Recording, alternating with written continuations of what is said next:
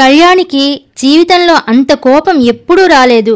ప్రతాపరెడ్డి తల వంచుకుని కూర్చుని ఉన్నాడు. పీటర్ చేతులు నిలుపుకుంటూ నిలబడి ఉన్నాడు. అసలు జరిగిన విషయం ఇది.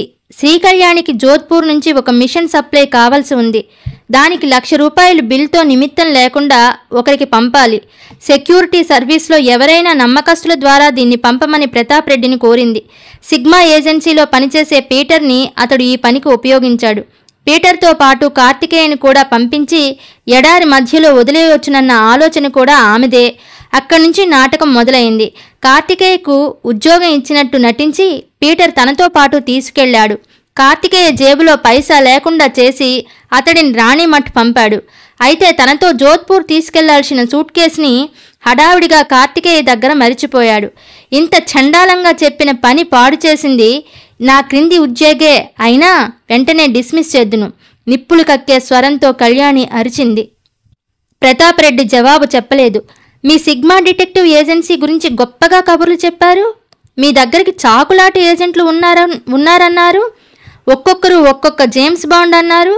కానీ మీ సీక్రెట్ ఏజెంట్లు బస్ టైం అయిపోతుందని సూట్ కేసులు వదిలి పరిగెత్తే బఫూన్లని ఇప్పుడే తెలిసింది. పీటర్ తన తల ఎంత సైజులో వాచిందో చూసుకుంటున్నాడు. ప్రతాపరెడ్డి ధీమాగా అన్నాడు, నువ్వేం కంగారు పడకమ్మా. ఆ కార్తీక్ రాగానే అతడి నుంచి 1,00,000 రూపాయలు కక్కించే బాధ్యత నాది. ఆమె చేతిలో పేపర్ నేలకు విసిరికొట్టింది. వెధవ 1,00,000 రూపాయలు నేను బాధపడుతున్నది అందుకు కాదు. నేనెంత ఫూల్ అయ్యానో తలుచుకుంటేనే సిగ్గుతో తల కొట్టేసినట్టుంది. గొప్పగా ఉత్తరం రాసి మరీ కవర్లో పెట్టాను. అది చదువుకుని అక్కడ అతను ఎంత నవ్వుకుని ఉంటాడో అని ఆగి తనలో తానే అనుకున్నట్టుగా కొంపతీసి మనమెవరో తెలిసే ప్రమాదం ఉందా అంది. పీటర్ చప్పున లేదు మేడం, ఆ సూట్ కేసులో డబ్బు తప్ప మరేమీ లేదు అన్నాడు. ఏడవలేకపోయారు అన్నట్టు చూసింది. జీవితాంతం గుర్తుపెట్టుకునే సంఘటనలా చెయ్యాలనుకున్నాను. జీవితాంతం సిగ్గొచ్చే సంఘటనగా మారింది అంది. అతడి మీద అంత పగ ఉన్న ఈ అమ్మాయికి తగిన సలహా ఇచ్చి సాయం చెయ్యాలనుకున్నాడు పీటర్. మన డబ్బు పోయిందని పోలీసులకు రిపోర్ట్ ఇచ్చి అతన్ని అరెస్ట్ చేయిస్తే అన్నాడు. Will you please keep your mouth shut అంది చిరాగ్గా. ఆమెకి అతడిని జైల్లో పెట్టించి నాశనం చెయ్యాలన్న కోపం లేదు. అతడు తన రహస్య సెక్స్ దృశ్య వీక్షణ సంగతి విని సలహా ఇచ్చాడు. దానికి ప్రతీకారంగా దేశపు మారుమూల నడి మధ్యలో అతడిని వదిలిపెట్టాలని అనుకుంది. ఆమె ఈగో మీద అతడు దెబ్బ కొట్టాడు. అతడికి తన తెలివితేటలు ఎలాంటివో చూపించాలనుకుంది. అయితే ఇప్పుడు కథ అడ్డం తిరగడంతో ఆమె ఈగో మరింత దెబ్బతిన్నట్టయింది. ఆమె చిరాకుకు అదే కారణం. ఆమె ఢిల్లీ ఫోన్ చేసి తన రిప్రజెంటేటివ్ని అర్జెంటుగా జోధ్పూర్ వెళ్ళి 1,00,000 రూపాయలు ఇమ్మని చెప్పింది. ప్రతాపరెడ్డి వైపు తిరిగి మీ ఆఫీసులో ఏదైనా ఇలాంటి పొరపాటు జరిగి మీకు 1,00,000 రూపాయలు నష్టం రావటమే కాకుండా మీరు అనుకున్న పని కాకపోతే ఆ వ్యక్తి మీద ఎలాంటి చర్య తీసుకుంటారు అని అడిగింది. అతడిని ఉద్యోగంలోంచి తీసేస్తాం. ఇంకా అతడి వల్ల నష్టపోయిన లక్షలాది రూపాయలు ఎలా రాబట్టుకోవాలో అని ఆలోచిస్తాం. ఒకవేళ ఆ కార్తికేయ మనకి దొరక్క ఆ డబ్బు రాబట్టుకోలేకపోతే ప్రతాపరెడ్డి ఏదో మాట్లాడబోతుంటే తలుపు దగ్గర చప్పుడైంది. ముగ్గురు అటు చూశారు. బయట నుంచి పడుతున్న ఎండలో లోపలికి మసక వెలుతురికి ఒక సీటౌట్లా నిలబడి ఉన్నాడు అతడు. అతడి బట్టలు దుమ్ము కొట్టుకుని ఉన్నాయి. జుట్టు తైల సంస్కారం లేనట్టు రేగిపోయి ఉంది. అతడిని చూస్తే పీటర్ గుండె ఆగినట్టు అనిపించింది. ఒక నమ్మలేని చిత్రం చూస్తున్న వాడిలా ఒక హిప్నాటిస్ట్ సూచనల మేరకు కల నుంచి బయటపడిన వాడిలా పీటర్ కుర్చీలోంచి లేచి నిలబడ్డాడు. అయితే ఆ వచ్చిందెవరో శ్రీకళ్యాణికి తెలియదు. ఏం కావాలి? అధికార స్వరంతో అడిగింది. అతడు ఆమె వైపు చూడటం లేదు, పీటర్ వైపు చూస్తున్నాడు. ఇప్పటి వరకు ఏమాత్రమైనా కాస్త అనుమానం మిగిలి ఉంటే అదీ తీరిపోయినట్టు, తను సరైన ఇంటికే వచ్చినట్టు అతడి మొహంలో రిలీఫ్ కనపడుతున్నది. ఏం కావాలి? నిన్నెవరు లోపలికి రానిచ్చారు? అడుగుతుంటే జవాబు చెప్పవే అని ఆమె గద్దించింది. వెనుక నుంచి పీటర్ కల్పించుకుని తడబడే స్వరంతో తనే కార్తికేయ అన్నాడు. అంతే. ఆ గదిలో సూది పడితే వినపడేంత శబ్దం వ్యాపించింది. శ్రీకళ్యాణికి అతన్ని చూస్తుంటే కలిగిన మొట్టమొదటి ఫీలింగ్ ఇతడితోనే ఆ రాత్రి తన సెక్స్ గురించి మాట్లాడింది. రెండో ఫీలింగ్ ఇతడినే తను ఎడారి మధ్యలో వదిలిపెట్టి రమ్మంది. మూడో ఫీలింగ్ తనెక్కడా జారిపోకుండా ఈ పరిస్థితిని హ్యాండిల్ చెయ్యాలి. అవును మరి, ఇదంతా తనెవరో తెలియనప్పుడు చేసింది. ఇప్పుడెలా కనుక్కున్నాడో ఇక్కడికి వచ్చేశాడు. ఇక్కడ నానా రభస చెయ్యొచ్చు, తనని నిలదీయొచ్చు. క్రైసిస్ మేనేజ్మెంట్లో అదే చెబుతారు. కష్టం వచ్చినప్పుడు ఎలా ఎదుర్కోవాలో రకరకాల పద్ధతులున్నాయి. అన్నిటికన్నా ముఖ్యమైనది నువ్వు ఓడిపోయినట్టు కనిపించకు. అన్నిటికన్నా ముఖ్యమైనది అదే. ఒక్కసారి అలా కనిపిస్తే అవతలి వాళ్ళు డామినేట్ చేయటానికి ప్రయత్నిస్తారు. తప్పు నీదే అన్న విషయాన్ని నువ్వు గ్రహించావని తెలిస్తే మరీ రెచ్చిపోతారు. అందుకని ఆమె కఠిన స్వరంతో ఎవరు నువ్వు అని అడిగింది. అతడు పీటర్ వైపు చూపిస్తూ ఆయన దగ్గర పనిచేసేవాడిని అన్నాడు. అయితే ఇక్కడికి ఎందుకొచ్చావు? ఆయనతో కాస్త పనుండి ఆమె మరింత స్వరం హెచ్చించింది. నీ యజమానితో పనుంటే నువ్వు ఆయన్ని మీ ఆఫీసులో కలుసుకోవాలి అంది. అతను మాట్లాడలేదు. వెళ్ళు, ఇలా ఆయన ఎక్కడుంటే అక్కడికి వెతుక్కుంటూ రాకూడదు అని హెచ్చరిస్తున్నట్టు అంది. అతడు అడుగు ముందుకేశాడు. చేతిలో బ్రీఫ్ కేస్ ముందుకు సాచుతూ ఇందులో ఆయన డబ్బు మరిచిపోయారు అన్నాడు. ఆమె అప్రతిభ్రాలై అతని వైపు చూసింది. తాము తప్పు చేశామని నిరూపించుకోవటానికి అతడు వల బిగిస్తున్నాడు అనుకుంది. అతడికి డిఫెన్స్లో పడవేయటానికి అన్నట్టు అదృష్టవంతుడివి. నీ మీద ఇప్పుడే పోలీస్ రిపోర్ట్ ఇద్దామనుకుంటున్నాం. కరెక్ట్గా డబ్బు తీసుకొచ్చి బ్రీఫ్ కేసుతో సహా అప్పగించబట్టి బ్రతికిపోయావు అంది. అతడు దాన్ని పట్టించుకున్నట్టు కనిపించలేదు. పీటర్ వైపు తిరిగి, ఇందులోంచి నా దారి ఖర్చుల నిమిత్తం 530 రూపాయలు తీసుకున్నాను. లెక్క కూడా రాసి ఆ బ్రీఫ్ కేసులో పెట్టాను అన్నాడు. ఆమె ఎగతాళిగా బ్రీఫ్ కేస్ బద్దలు కొట్టి లోపల ఎంత క్యాష్ ఉందో చూసావా అన్నది. అతడు భావరహితమైన దృష్టితో ఆమెను చూశాడు. పీటర్ని చూపిస్తూ, ఈయన లక్ష్మణ్పూర్లో ఈ పెట్టె ఇవ్వాలి, చాలా అర్జెంట్ అన్నారు. నాకేమో ఆ లక్ష్మణ్పూర్ అడ్రస్ తెలీదు. బ్రీఫ్ కేసులో ఉందేమో అని బలవంతంగా తెరవవలసి వచ్చింది అన్నాడు. అంతేకాని డబ్బు కోసం తెరవలేదంటావు? ఉక్రోషంతో అడిగాడు ప్రతాప్ రెడ్డి.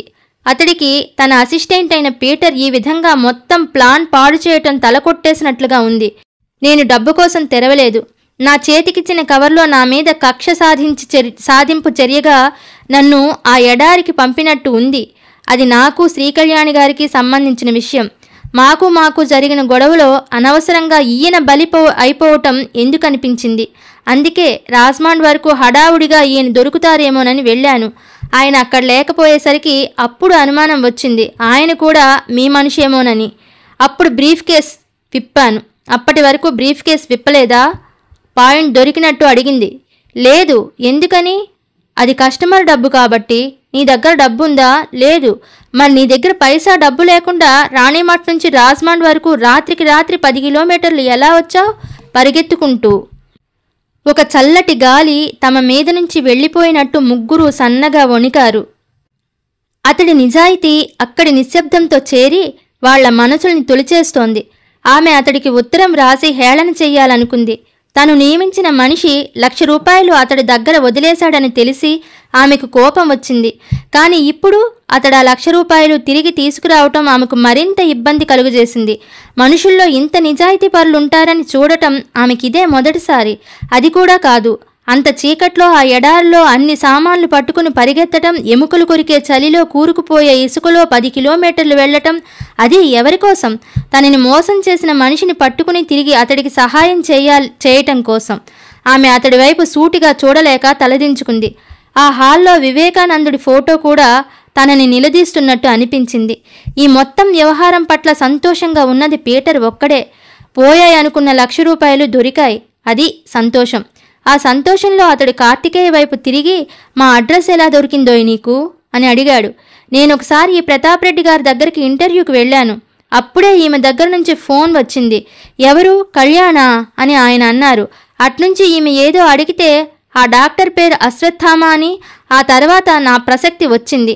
కళ్యాణి గారు నా గురించిన వివరాలన్నీ ఇన్వెస్టిగేట్ చేయమని ఈయనతో చెబుతుండగా పక్కనే ఉన్నాను. భూమి రెండిగా చీలిపోయి తను అందులో కూరుకుపోతే బాగుణ్ణు అనుకున్నాడు ప్రతాప్ రెడ్డి. అప్పటి వరకు అతడు అందరితో చెబుతూ వచ్చాడు, సిగ్మా డిటెక్టివ్ ఏజెన్సీ చాలా గొప్ప సంస్థ, అక్కడి నుంచి ఒక్క రహస్యం బయటకు పోదు అని. కానీ ఇప్పుడు తనే ఎంత బాధ్యతారహితంగా ప్రవర్తించాడో వింటుంటే అక్కడి నుంచి పారిపోవాలనిపించింది. శ్రీకళ్యాణి పరిస్థితి మరింత ఘోరంగా ఉంది. అతనెవరో తనకి తెలియటానికి ముందే తనెవరో తనకి తెలుసు. ఈ నిజం ఆమె హృదయాన్ని కవ్వం చిలికినట్లు చిలకపారేసింది. ఇక అక్కడ తన అవసరం లేనట్టు కార్తికేయ బయటకు నడిచాడు. ఈ హడావుడిలో ప్రతాపరెడ్డి ఎప్పుడు జారుకున్నాడో తెలియదు. కళ్యాణి ఇంకా షాక్ నుంచి తేరుకోలేదు. ఇంత నాటకీయమైన సంఘటనలోనూ తన కర్తవ్యాన్ని మరిచిపోని వ్యక్తి ఒక్కడే పీటర్.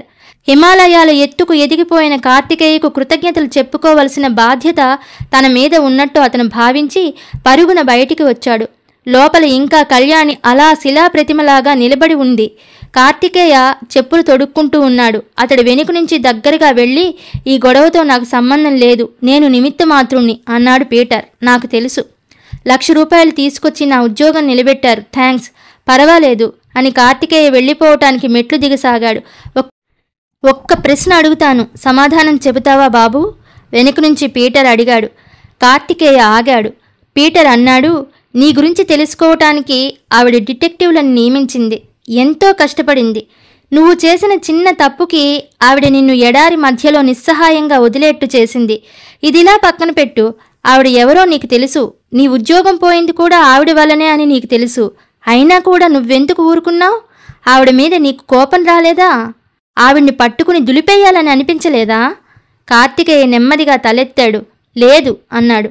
మనిషికి అత్యంత ఉత్తమమైన గుణం పట్టుదల, అత్యంత హీనమైన స్థాయి భావం, పగ. ఉత్తమమైన పట్టుదలని హీనమైన పగ కోసం ఉపయోగించటం అనవసరమని నా అభిప్రాయం. పీటర్ ఇబ్బందిగా చూస్తూ, నాకు అర్థం కాలేదు అన్నాడు. నా మీద కోపంతో ఆవిడ కనీసం కొన్ని రోజులు పాటు ప్రశాంతతని దూరం చేసుకుంది. ఆమె మీద జాలితో నేను నిర్మలంగా ఉన్నాను, అది తేడా అని అతడు అక్కడి నుంచి కదిలి వెళ్ళిపోయాడు.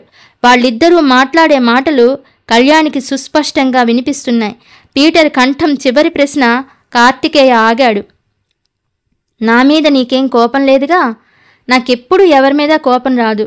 కళ్యాణి తలెత్తి కిటికీలోంచి చూసింది. కార్తికేయ మెయిన్ గేట్ దాటుతూ కనిపించాడు. ఆమె తల తిప్పి పటం వైపు చూసింది. ఎందుకో తెలియదు కానీ హాల్లో వివేకానందుడి ఫోటో పూర్వం కన్నా బ్రైట్గా కనిపించింది.